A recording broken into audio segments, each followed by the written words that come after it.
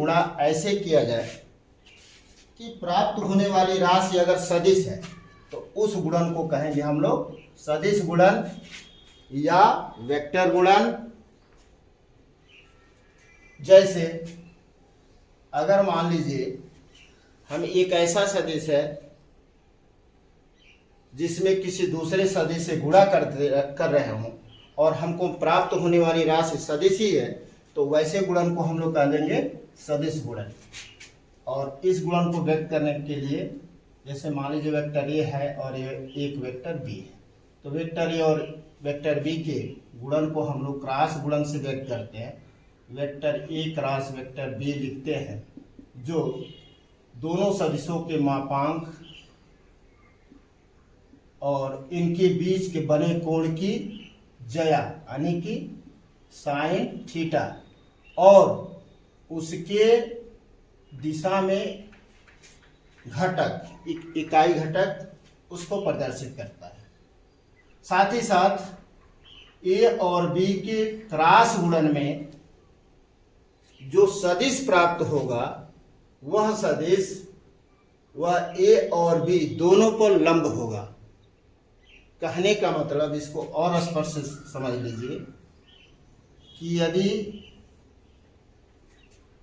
यह x अक्ष है, ये y अक्ष है, ये z अक्ष है, इसका i, इसका j और इसका k का इकाई सदिश है, तो i और j का यदि हम क्रॉस गुणन करें तो i क्रॉस j यह k को बताएगा।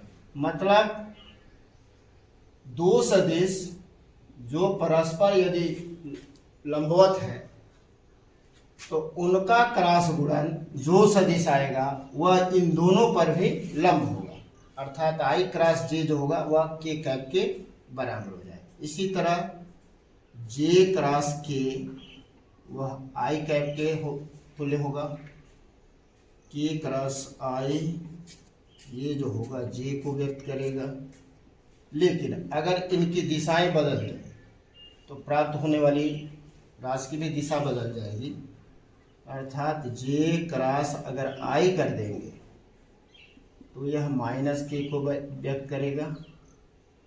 के क्रॉस जे कर दिया जाए ये माइनस आई को प्रदर्शित करेगा। आई क्रॉस के कर दिया जाए तो यह माइनस जे को व्यक्त करता है।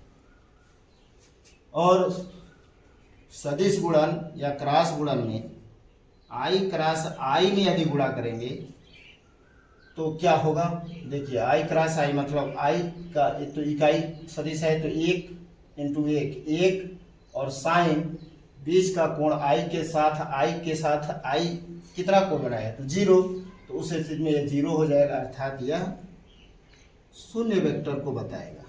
किस वेक्टर को, जीरो वेक्टर को, या परिमाण में इसका वैल्यू जीरो होगा तो आई क्रॉस आई बराबर जीरो। इसी तरह जे क्रॉस जे बराबर भी जीरो होता है। इसी तरह के क्रॉस के बराबर भी जीरो होता है। अब इस पर उदाहरण देखते हैं। जैसे मान लीजिए बल एफ है, बल क्या है, एफ है, बल एक सदिश है, बल क्या है हमारा एक सदिश है जिसका दिशा भी होता है परिमाण भी होता है, और विस्थापन हमारा क्या है यस है। अगर एफ और यस का क्रॉस गुणन करेंगे, बल में विस्थापन का क्रॉस गुणन करेंगे तो vector F cross vector yes जो है यह टाउ को प्रदर्शित करता है, जिसे हम लोग बल आघूर्ण बोलते हैं।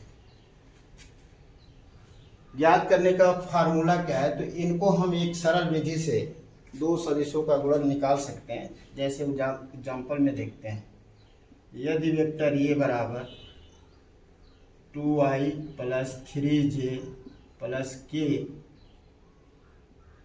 और वेक्टर बी बराबर 3i plus j minus k हो, यदि vector A cross vector B हमको निकालना हो तो इसको हम लोग डायरेक्ट गुणा कैसे करेंगे, 2i plus 3j plus k cross 3i plus j minus k।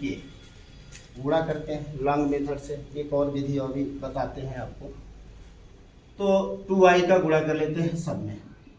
2 तिहाई 6 i क्रॉस i, 2 का नम 2 प्लस 2 i क्रॉस j और 2 से k में गुणा करते हैं तो माइनस 2 i क्रॉस k। अब j वाले से गुणा करते हैं। 3 3 9 j क्रॉस i, 3 का नम 3 j क्रॉस j और 3 का नम 3 माइनस 3 j क्रॉस k। अब किस से गुणा करते हैं तो 3 करने 3 k क्रॉस i और 1 एकम 1 k क्रॉस j और 1 गुणे minus 1 minus 1 k cross k।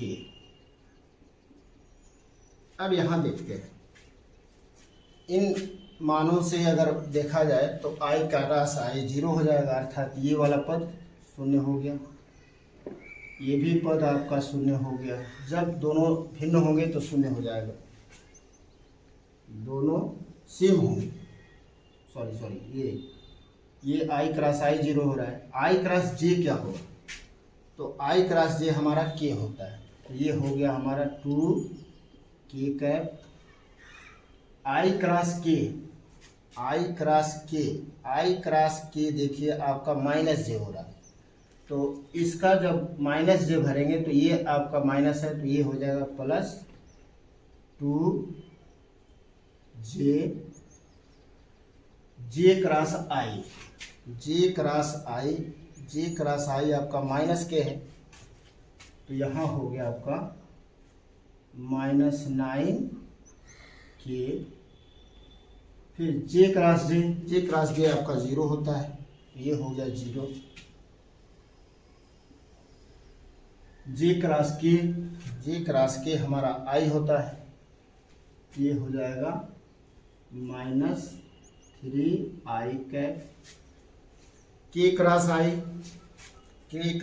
जो होता है j होता है तो k क्रॉस i जो हो गया j हो गया तो ये प्लस 3 j।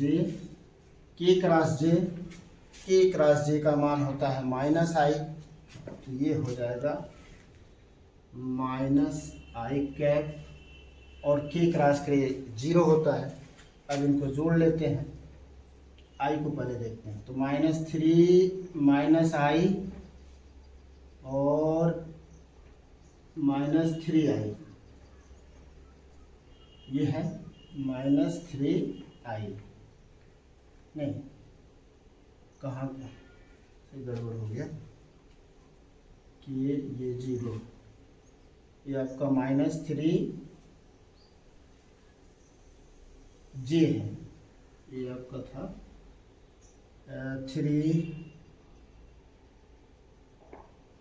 कहाँ से, फिर से एक बार मिला लेते हैं।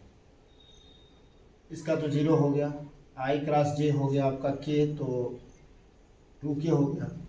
i cross k minus j होता है तो माइनस और यहाँ का माइनस मिलकर प्लस 2 करने 2। j क्रॉस i होता है k तो ये हो गया minus j cross i minus k तो minus 9k। i cross j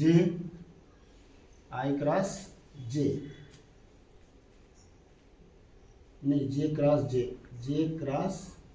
j 0 हो गया। j क्रॉस k क्या हो गया, j क्रॉस k हो गया आपका i, j cross k i हो गया तो माइनस 3i और आपका क्या हो गया यहाँ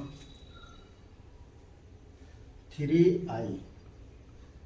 k क्रॉस i हो गया आपका j तो k क्रॉस i हो गया j यानी कि प्लस 3j के क्रॉस जे हो गया माइनस आई, के क्रॉस जे हो गया हमारा माइनस आई। देखिए यहाँ पे के क्रॉस जे माइनस आई है, ये माइनस आई हो गया, के क्रॉस के हो गया हमारा 0।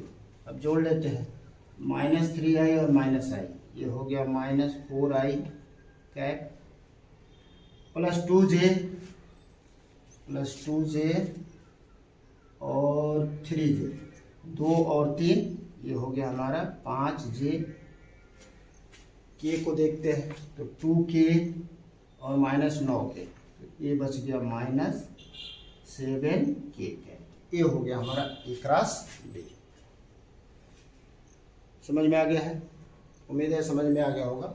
यानी सदिश गुणन क्या है कि जब किसी सदिश से इस प्रकार गुणा किया जाए कि गुणनफल हमारा सदिश हो, तो वैसे गुणन को हम लोग सदिश गुणन या क्रॉस गुणन कहते हैं, या जिसे वेक्टर गुणन भी कहते हैं।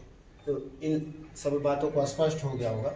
इसकी एक और विधि है, उस विधि को भी हम लोग जैसे सारणिक वाली विधि से हम लोग ज्ञात करते हैं, तो उससे भी हम लोग इसका गुणनफल ज्ञात कर सकते हैं।